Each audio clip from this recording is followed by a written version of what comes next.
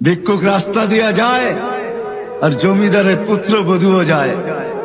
একজন সামনের থেকে আসতেছে, একজন সামনের দিকে যাইতেছে। দুইজনের ক্রসিং এর সময় ভিক্ষুকের গায়ের কাদা জমিদারের পুত্রবধূর গায়ে লেগে গেছে। সে দুনিয়া আন্ধার করে ফেলছে, স্বামীকে ডাইকা নিয়ে আসছে, বলছে ভিক্ষুক আমার কাপড় নষ্ট করে দিছে। সে শুধু ভিক্ষুক ছিল না, বৃদ্ধ ছিল। বৃদ্ধ ছিল না শুধু, জীর্ণ ছিল, শীর্ণ ছিল। শরীরে কাপড় ছিল না, ফাটা চিরা কাপড় ছিল।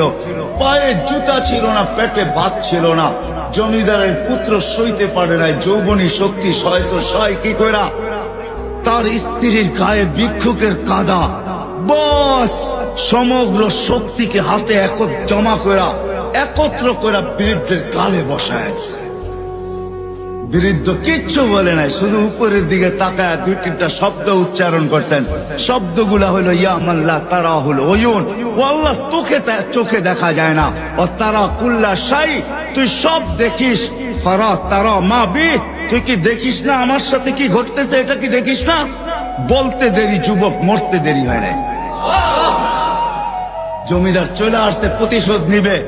বৃদ্ধের একদিকে মুস্কি হাসি, একদিকে বলতেছে প্রেমের খেলা এমনই হয়। জিজ্ঞাসা করছে কিসের প্রেমের খেলা রে? বলছে ওর প্রেমিকার গায়ে আমার কাদা লাগছে, পায়ের কাদা লাগছে, ও সইতে পারে নাই। যৌবনী শক্তি দিয়ে আমার বৃদ্ধ গালে বসায় দিছে। আমাকেও একজন ভালোবাসে, সেও সইতে পারে না, সেও সইতে পারে না। ও তো থাপ্পড় দিয়া খেলতো, সে জান নিয়ে নিছে, জান।